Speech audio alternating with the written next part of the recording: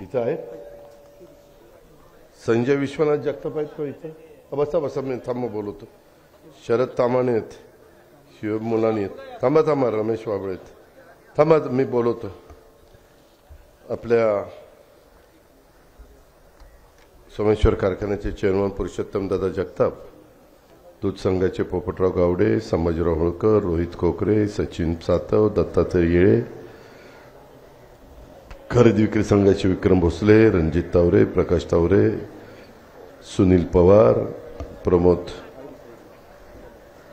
दुर्गुडे, भरत नाना खैरे, बाळासाहेब परकाळे, दिलीप परकाळे, अंकुश रसाळ, अनिल जगताप, लक्ष्मण जगताप, सुनील भगत, सागर देवखाते, संदीप जगताप, दादासाहेब खोमणे, माझ्या जळगाव कडेपठार विकास सोसायटीचे उपस्थित असणारे सर्व माझे सहकारी, विशेषतः chairman Ramesh Chavan, vice chairman Ratanbhai Ponkule, market कमिटीचे माजी सभापती आणि विकास सोसायटीचे संचालक गोरखंड चौलंग, त्यांची सर्व कमिटी, गावाचे सरपंच, गावातील प्रतिष्ठित नागरिक, बंधू भगिनींनो आणि माझ्या तरुण मित्रांनो, एकंदरीतच आपण मला बरेच दिवस वेगवेगळ्या गावातली लोक बोलवत असतात. काही गावात सुधारणा झालेल्या आहेत. मगाशी गावामध्ये करोडो रुपयाची विकास कामं करण्याचा प्रयत्न आपण केला. दोन्ही बाजूनी तक्रारी येतात. काही जण म्हणतात की दादा दर्जेदार कामं होत नाहीत. आता तरी मी हे स्वतः डोळ्यांनी काम बघितलं, हे तर काम मला दर्जेदार दिसलं. मी फार बारकाईनं काम बघणारा माणूस आहे, पण अतिशय चांगल्या पद्धतीनं जय हनुमान रोकडोबा इथलंही मंदिर आणि तिथलं असणारा तुमचा सभामंडप तोही चांगला क्वालिटीचा आहे. आपलं ऑफिस पण जवळपास 3 गाळे त्याच्यामध्ये काढलेले आहेत. एक तुम्हाला औषधाच्या करता पाहिजे, एक स्वस्त धान्य दुकानाच्या करता पाहिजे, वर सचिव, आमचे क्लार्क, नंतर चेअरमन, व्हाईस चेअरमन, नंतर पंच कमिटी ह्यांना बसायला व्यवस्थितपणे जागा वगैरे केलेली आहे. जी काही जागा मिळाली त्या जागेमध्ये अतिशय चांगलं जळगाव कडेपठारच्या वैभवामध्ये भर घालणारी अशी वास्तू आपण सगळ्यांनी उभी केली. त्याबद्दल मी चेअरमन, व्हाईस चेअरमन आणि सगळ्या पंच कमिटीचं अभिनंदन करतो, कौतुक करतो.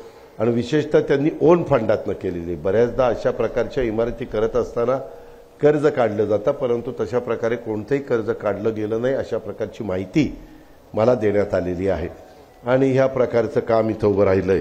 इतर पण करोडो रुपयाची कामं झालेली आहेत, पुलाच्या संदर्भातली कामं झाली. पण यदा कदाचित कुठली खराब कामं झालेली असतील तर मी आत्ताच सीओला सूचना एकाला द्यायला सांगितलेल्या आहेत की बाबा त्याच्याबद्दल तुम्ही माहिती घ्या आणि जर तथ्य असेल तर कारवाई करा, तथ्य नसेल तर सोडून द्या. आज आपल्या संस्थेची आर्थिक प्रगती स्थिती ही अतिशय चांगली आहे. 1,62,000 रुपये नफा आहे. NPA मात्र आहे 24,13,061 NPAची तरतूद त्या ठिकाणी केलेली आहे. आणि संस्थेची उलाढाल साधारण 5,47,05,751 रुपये अशा प्रकारची आहे. 2400 स्क्वेअर फीटचं बांधकाम 2 मजल्याचं तुम्ही केलेलं आहे. जवळपास 34,80,000 रुपये तुम्ही खर्च केला आहे. आणि फर्निचर पण चांगलं केलं. मी बघितलं फर्निचर आणि तुमचं इलेक्ट्रिकचं सगळं काम, त्याच्यामध्ये तुम्ही ते सगळं चांगलं, कॉन्ट्रॅक्टर संजय जमदाडेंनी चांगलं काम केलं, नितीन रडवडेंनी चांगलं काम केलं. त्याबद्दल मी त्यांचं अभिनंदन करतो, कौतुक करतो. स्वस्त धान्य दुकान पण तुमच्याकडे आहे, त्याच्यामध्ये कॉमन सर्व्हिस सेंटर पण तुम्हाला त्याच्यामध्ये करायचं आहे. सौर ऊर्जा सोलरची पण व्यवस्था तुम्ही करणार आहे अशा पद्धतीनं तिथं सांगितलेलं आहे. आणि गावची विकास सोसायटी चांगली असली पाहिजे, कारण ती गावची आर्थिक नाडी असती. आम्ही 0% व्याजाने पीक कर्ज देण्याचा प्रयत्न करतो. जेवढं काही राज्य सरकारला करता येईल, सहकार विभागाला करता येईल, आम्हाला करता येईल ते आम्ही त्या बाबतीमध्ये करत असतो. आता एकंदरीतच ह्या ग्रामीण भागाचा विशेषतः पाण्याचा प्रश्न सोडवण्याच्या दृष्टिकोनातनं अनेकदा अनेक कामं आपण केली, परंतु दुर्दैवाने त्याच्यामध्ये अजून 100% यश आलेलं नाहीये. आज आता इथं गावचे सरपंच आहेत अशोकराव, त्याच्यामध्ये माजी सरपंच रामचंद्रजी सरपंच आहेत, चंद्रकांतजी आहेत, बाकीचे अनेक सदस्य आहेत, सगळी मंडळी वडीलधारी आहेत, शशिकलाताई वाबळे आहेत, बरीच जण इथं त्या ठिकाणी आहेत.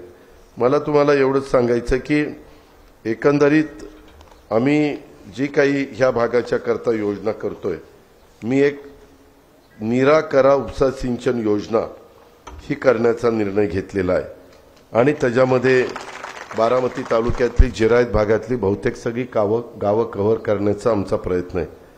ह्या प्रकल्प अहवालानुसार 2 TMC पाणी इथं आणण्याचं जिरायत भागात प्रयोजन आहे. त्याच्यातलं 1 TMC पाणी आम्ही 30 दिवसात देणार आणि बाकीचं पाणी 30 दिवसात ते पाणी देऊन इथली सगळी विहिरी, तलाव, काय पाझर तलाव सगळे फुल भरून देणार.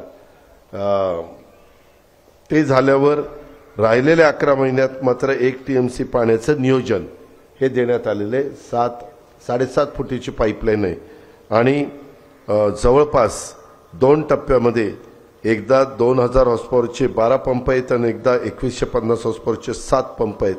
काही पंप स्पेअरला म्हणून आपण देतोय आणि तुम्हाला आश्चर्य वाटेल ह्या योजनेचा खर्च 1025 कोटी रुपये आहे. तुम्ही म्हणाल राव दादा हे कसं काय करणार? तुम्हाला मी सांगतो. आता तुमचं गाव आहे, तुमच्या गावामध्ये एकंदरीत किती पैसे त्या ठिकाणी आले आजपर्यंत 5 वर्षात? किती कोटी आले रे इथं?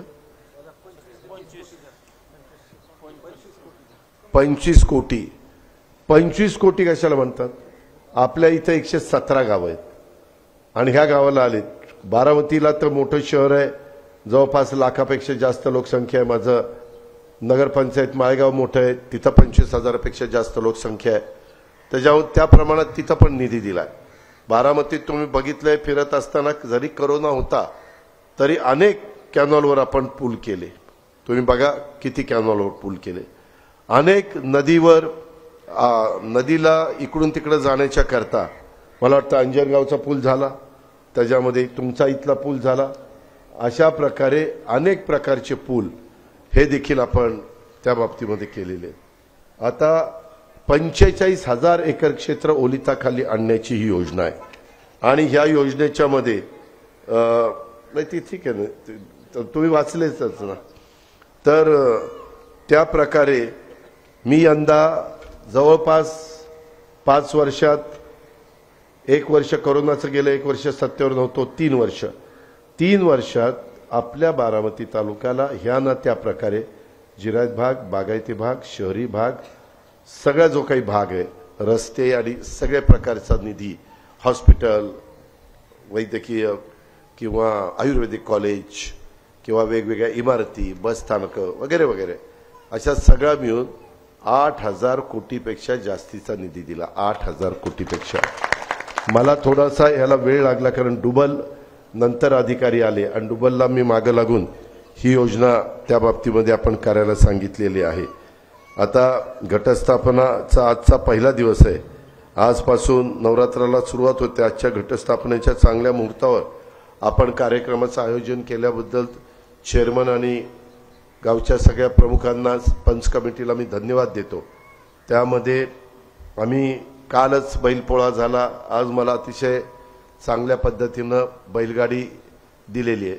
पूर्वी आपण सर्रास बैलगाडीतनं जाये करायचो, परंतु आता बैलगाडी पुढं लोकांना दाखवावी लागेल की अशी बैलगाडी असायची, अशी बैल असायची, असं ते ओढायचे, ह्याला व्यसन म्हणायचे, त्याला मोरकी म्हणायचे, असं सगळं सांगावं लागेल. पुढच्या लोकांना काही दुसा म्हणजे काय, चौसा म्हणजे काय, काही कळणार नाही.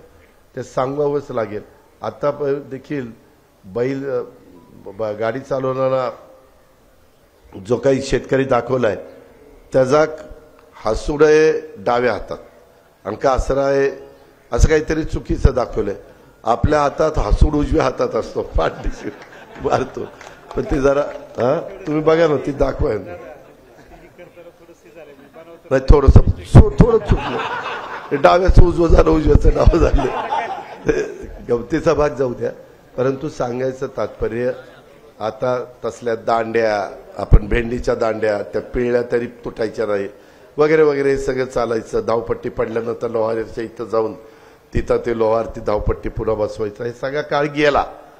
पण तो आजही आठवतो. आहे मग म्हणून तरच म्हणतोय की त्याच्यात तरी एवढ्या चुका झाल्या. तर त्याच्यामध्ये मला एवढंच सांगायचं की आज मी पहिल्यांदा हे सगळे शुभेच्छा देत असताना जळगाव कप येथील विविध कार्यकारी सहकारी सोसायटीच्या नूतन इमारतीचं उद्घाटन आपल्या सर्वांच्या साक्षीनं झालं असं ह्या निमित्ताने जाहीर करतो।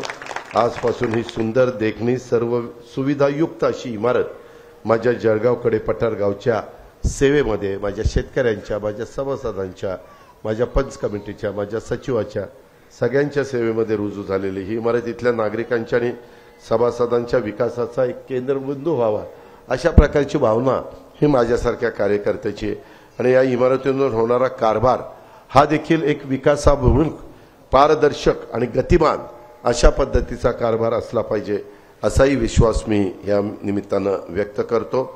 त्यामध्ये मी वेगवेगळ्या प्रकारचं उत्पन्न पण मिळवण्याचा तुमचा सगळ्यांचा प्रयत्न आहे।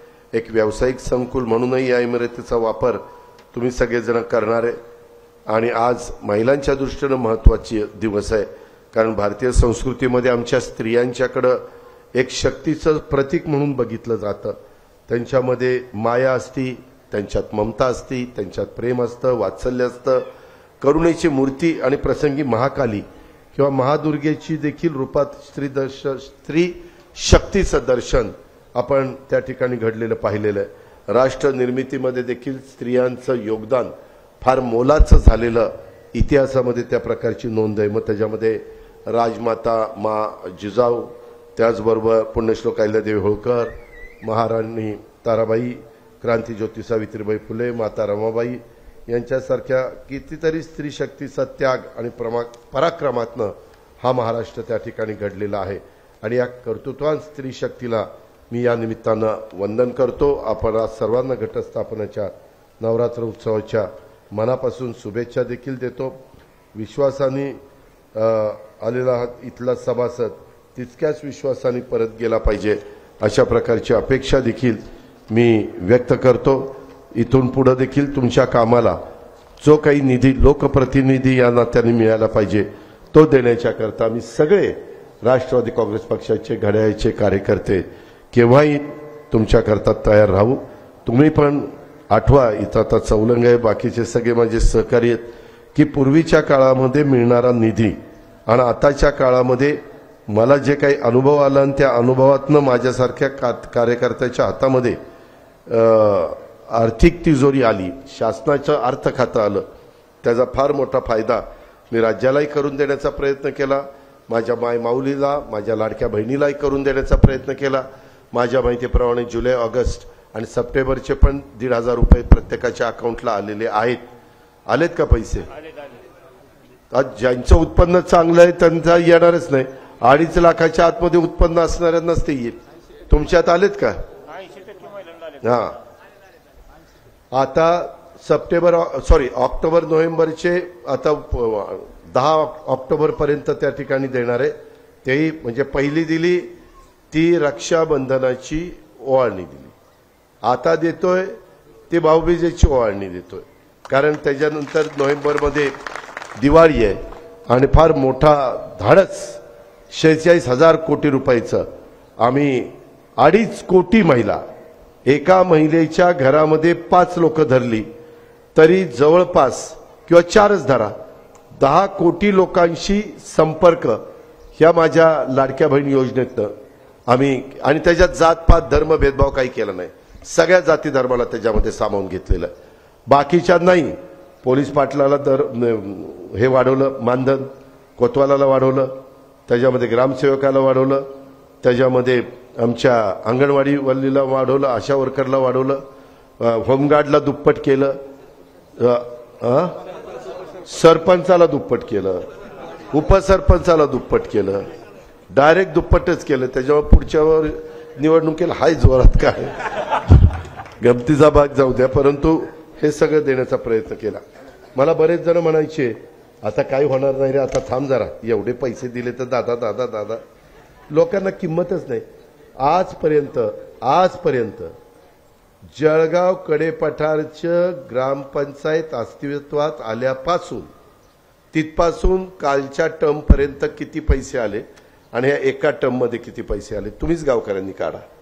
काय होतंय, तुम्हाला त्याची किंमतच राहिलेली नाही। 25 कोट कशाला म्हणतात? आमदाराला 5 वर्षात 25 कोटी मिळतात. अंकुश, 5 वर्षात प्रत्येक वर्षी मला 5 कोटी देतात. म्हणजे 5 25, एकट्या जळगावनीच 25 कोटी दिले. बाकीच्यांनी काय करावं बघावं तुमच्याकडं. दिला का नाहीये? काय खरं ते बोललंच पाहिजे ना. आता माझ्या 3 हॉर्सपावर, 5 हॉर्सपावर, 7.5 हॉर्सपावर ह्यांनाही वीज माफी दिली. 44 लाख शेतकऱ्यांना. त्यांचं लाईट बिल आम्ही भरतोय. मी यंदा 14-15 हजार कोटी रुपये तरतूद केली आणि महावितरणला दिली. तुम्ही म्हणाल कशावरून? आता संजय विश्वनाथ जगताप कुठे? इकडे या. संजय जगताप, तुझी मोटर 3 हॉर्सपावरची आहे, बरोबर आहे. तुझं बिल जे काही या बघ दिलेलं होतं ते 9,915. इंग्लिश वाचता येतं? 9,915. तुझं बिल आयोगाच्या दरांचं देयक. महाराष्ट्र शासनातर्फे तुझी भरण्यात आलेली रक्कम 9,915. ग्राहकांनी भरायची रक्कम जोरात सांग ना जरा. 0. हो का? 0 बिल तुमच्या 3 हॉर्सपावरच्या संजय विश्वनाथ जगताप. हा सूर्य, हा जयत्र. त्याच्यानंतर हरिदास तामाणे, तुमची 3 हॉर्सपावर. तुमचं बिल त्यांच्यासारखं थकलेलं नव्हतं, त्यामुळं 6,630 बिल होतं. आम्ही ते बिल भरलं शासनाने, महाराष्ट्र शासनातर्फे. ग्राहकांनी भरायची रक्कम किती आली? सांगा जरा, धरा. हे तुमचं शासन आहे, महायुतीच्या सरकारने केलेलं आहे. त्याच्यामुळे आपल्याला घड्याळाकडे लक्ष ठेवायचं. त्यामध्ये हयूम इब्राहिम मुलानी 5 हॉर्सपावरची मोटर आहे. मुलानी आहेत का? त्या पठ्ठ्याचं तर 16,672 रुपये बिल होतं. काय मुलानी जी असू द्या ना, पण किती आहे? 16,672. सरकारने किती भरले? 16,672. तुला किती भरायचे? 0. 16,000 रुपये ह्याचे सरकारने आम्ही भरले. दर. त्यानंतर रमेश मारुती वाबळे, गट नंबर 213 आलाय का? रमेश मारुती वाबळे? नाही रे, तुम्ही बसता, तुम्ही कशाला उठता? असू द्या ना, पण त्यांना आता एवढं कशाला त्रास देत आहे? ते इथं आहेत, तुम्ही सगळे ओळखता वाबळ्यांना. त्यांचा गट नंबर 213 आहे, बारामती तालुका, बारामती रूरल. त्यांचं बिल होतं 10,090. किती? 3 हॉर्सपावरचं बिल होतं 10,090. महाराष्ट्र शासनाने तुमचे भरले 10,090. तुमचं बिल 0 रुपये आज आम्ही तुमच्या ताब्यात देतो. मग कुठे आहे ते? नाही आलेत का? कुठे? इंग्लंडचं गेलं ना, दिलं नाही ना, पण त्याचं माझ्याकडची बिल संपली. हा, एक सुनीती पद्मावती विठ्ठल इंगळे. कोण? कुणाच्या? तुमच्या मिसेस. त्यांची 3 हॉर्सपावरची मोटर. त्यांचं 9,915 रुपये बिल होतं. शासनाने 9,915 भरले. 0 बिलाचं तुमचं बिल. ह्या पद्धतीनं आपण त्या बाबतीमध्ये त्या सगळ्या गोष्टी केलेल्या आहेत. हे हनुमंतला द्या जरा. अशा पद्धतीनं आपली कामं चाललीत. म्हणजे आम्ही आपल्या गावातलं दूध किती आहे? जळगाव कडे पठारचं 2,500. 2,500 गुणिले 7, 25 7 2,250. बरोबर आहे? 17,500. 17,500. 17,500 रोज शासन आता 1 तारखेपासून तुम्हाला देणार आहे. तुमच्या दुधाचा दर दूध संघ किती देतोय? 28 संघाचे. आणि शेतकऱ्याला माझ्या परवडत नाही म्हणून 1 तारखेपासून राज्य सरकारच्या वतीनं 7 रुपये अधिक 5 रुपये होते, तर 1 ऑक्टोबरला 7 रुपये केले. म्हणजे 35 रुपये दर तुम्हाला झाला. आपल्या बारामती तालुक्यामध्ये एकूण किती लाख लिटर दूध जातं चेअरमन? फक्त आपलं, बाकीचं अजून आहेच. ते जर सगळं धरलं तर 5 लाख, 7-5 35 लाख रुपये फक्त बारामती तालुक्यामध्ये माझ्या दूध उत्पादक शेतकऱ्याला, माझ्या माय माऊलीला, माझ्या बांधवाला परवडावं म्हणून हे सरकार खर्च करतं. हे सरकार तुमचं आहे.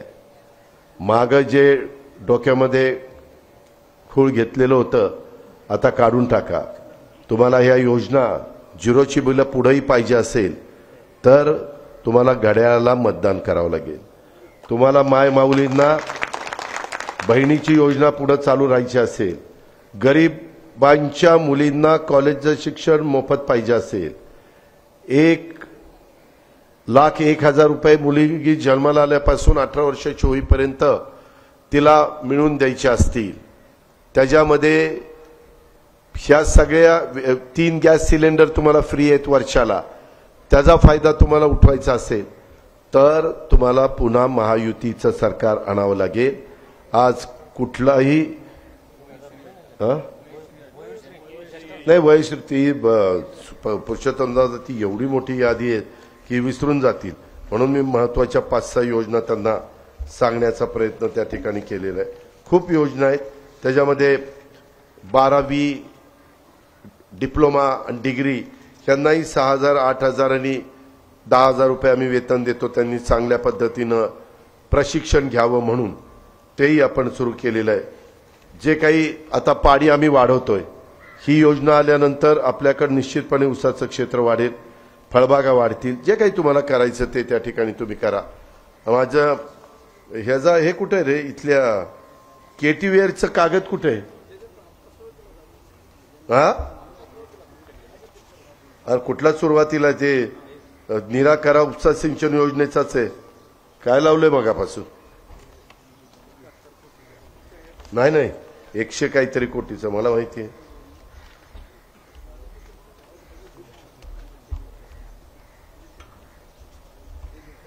हा मिळाला. कोल्हापूर टाईप बंधारा मी ते बॅरेजमध्ये रूपांतर करतोय. करा नदी 4,82,00,000, नेपतवळणचा 4,91,00,000, करावजचा बंधारा तो 4,71,00,000, गुणवडीचा बंधारा 3,57,00,000, फोंडवाड्याचा 3,74,00,000, जळगाव कडेपठारचा 4,87,00,000, जळगाव सुप्याचा 4,89,00,000, नंतर ते हे जे आहेत बाकीचे भोर पुरंदर ते 4,37,00,000, नंतर नीरा नदीचे काही आहेत ते मी सांगत नाही कारण ते तिकडच्या भागातले आहेत. कामेश्वर, होळ, मुरुम, निरावगत, सोनगाव संगम, जाम कुरवली म्हणजे त्या भागातले आहेत. त्याच्यानंतर माझ्या अंजनगावचा 8,85,00,000, बऱ्हाणपूरचा 7,83,00,000, फोंडवाडे जगताप वस्ती 2 आहेत फोंडवाड्याला तो 6,46,00,000, काराटीचा 7,39,00,000, काराटी हायस्कूलला एक मध्ये आम्ही केला तो 6,92,00,000 आणि माळवाडीचा 5,81,00,000. अशा पद्धतीनं हे बंधारे आपण करतोय. आणि माझ्या आंबीचा जगताप वस्तीचा 3,60,00,000, आंबी माळवाडीचा 3,60,00,000, बाबुर्डीचा ढोपरेमळा 3 कोटी, बाबुर्डीचा साळोवाडो 4 कोटी, मोरगावचा 5 कोटी, तरडोलीचा जवळपास 5 कोटी. ह्या पद्धतीनं ह्या सगळ्या मंजुऱ्या दिलेल्या आहेत. अतिशय चांगलं. पूर्वी तुम्हाला त्या फळ्या काढायला बसवायला वेळ लागायचा, आता एका माणसानी त्या गेटवर होतील, खाली होईल, ती साखळीवर आहे आणि ते सोयीचं होईल. सुरुवाती जून पासून आता कसं व्हायचं, ऑक्टोबरमध्ये फळ्या टाका आणि नंतर पाऊस नाही पडला की ती कोरडच राहायचं. आता तुम्हाला जूनमध्ये त्या गेट लावता येतील. पाऊस वर पडायला लागला तर एवढाच त्रास होईल की गावातल्या काही प्रमुखांनी जाऊन ते गेट वर करायचं, येणारं पाणी खालनं वाहून जाऊन द्यायचं आणि नंतर तुम्हाला आवाका आला की आता हे पाणी आपल्यात बसतंय त्यावेळेस ते गेट टाकायचं. इतकं सोपस्कर केलेलं आहे. ह्याच्यातून नदी सारखी भरलेली राहील पहिल्या पासवापासून. लक्षात ठेवा. मागं कसं व्हायचं, आलं तर जे जोरात यायचं की ते सगळं फोडूनच घेऊन जायचं, तसं आता होणार नाही. त्या पद्धतीनं आम्ही लक्ष घातलं आणि ते केलंय. पुरंदरचं पण आता काम पुरंदरचा किती कोटी? 52 कोटीचा आहे काय? पुरंदर जनाई शिरसाईचं किती कोटीचं आहे? एक 52 कोटीचा आहे. जनाई शिरसाईचं मला आता आकडा माहित नाही, तो आकडा काढून ठेव, मला पुढं पण काराटे आणि सोप्याला सांगायचं आहे. या पद्धतीनं झालेलं आहे. त्याच्यामुळं ह्या निमित्तानं तुम्हाला भेटता आलं, त्या वेगवेगळ्या पद्धतीच्या योजनांचं माहिती पण देता आली आणि सरकार काय तुमच्याकरता करतंय, नुसतं बोलून नाही कृती करतंय, पैसे येत आहेत आणि त्याच्यातून एक समाधान माझ्या मायमाऊलीच्या चेहऱ्यावर, माझ्या त्या गरिबाच्या कुटुंबामध्ये आम्हाला पाहायला मिळतंय. शेवटी हे सरकार तुमचं आहे आणि तुमच्याकरता हे सरकार हे सगळ्या गोष्टी करण्याकरता पडेल ती किंमत मोजावी लागली तरी चालेल, परंतु माझ्या बळीराजाला, माझ्या मायमाऊलीला, माझ्या कॉलेजमध्ये शिकणाऱ्या गरिबाच्या मुलीला आणि माझा दूध उत्पादक शेतकऱ्याला अशा आणि वीज माफीच्या निमित्तानं जे पाणी उचलतात त्या माझ्या शेतकऱ्याला आणि ह्या योजनांच्या निमित्तानं खरोखरीच माझं जे एक स्वप्न आहे की माझा तालुक्याचा जिरायत हा शब्द मला काढून टाकायचा आहे, तो शब्द काढून टाकायला मदत होणार आहे. आणि ते पाणी एवढं तुमच्या शिवारामध्ये आल्यानंतर तुम्ही पण बघा, वाकीचा तलाव, तरडोलीचा तलाव किंवा बाकीचे सगळे तलाव एकदा फुल भरले की मग तुम्हाला पाण्याची तशी काही अडचण नाही. नंतर मग आपण टप्प्याटप्प्यामध्ये ते पाणी देणारच आहोत. आणि ही सगळी योजना आम्ही सोलर वर करणार आहोत, म्हणजे सूर्यप्रकाशावर ती वीज तयार करून त्या पद्धतीनं त्या ठिकाणी करणार आहोत. त्याच्यामुळे तोही खर्च तुम्हाला येणार नाही. जसं आता पुरंदर जनाई शिरसाई ही जर सोलर पॅनलचं काम चाललेलं आहे आणि त्याही योजनामध्ये ज्या त्रुटी होत्या त्याही त्रुटी काढल्यात. त्याच्यावर आता तुम्ही इकडच्या भागातनं टेलला पडता, त्याच्यावर तुम्हालाही पाणी किंवा देऊळगावच्या पुढं पाणी जात नाही किंवा देऊळगावपर्यंत पण पाणी म्हणावं असं येत नाही, तर ते पण आता बंद पाईपलाईन केल्यामुळं यायला सुरुवात होईल आणि एक समाधान तुम्हाला मिळेल. परंतु हे जी जाणीव आपण सगळ्यांनी ठेवावी. मी कामाचा माणूस आहे, मी मोकळा नुसता गप्पा हाणणारा नाहीये. आणि आज आपण बारामतीचा नावलौकिक राज्यामध्ये वाढवलेला आहे, तशा पद्धतीनं अजून आपल्याला ही सगळी कामं करायची आणि त्याच्यातनं आपला सर्वांगीण विकास त्या ठिकाणी करून घ्यायचा आहे. त्याकरता आपण आशीर्वाद द्यावेत, सहकार्य करावं, पाठिंबा द्यावा, अशा प्रकारची आग्रहाची, नम्रतेची, कळकळीची विनंती करतो आणि पुढच्या कार्यक्रमाला जाण्याची परवानगी देऊन मी आपली रजा घेतो. जय हिंद. एबीपी माझा, उघडा डोळे बघा नीट.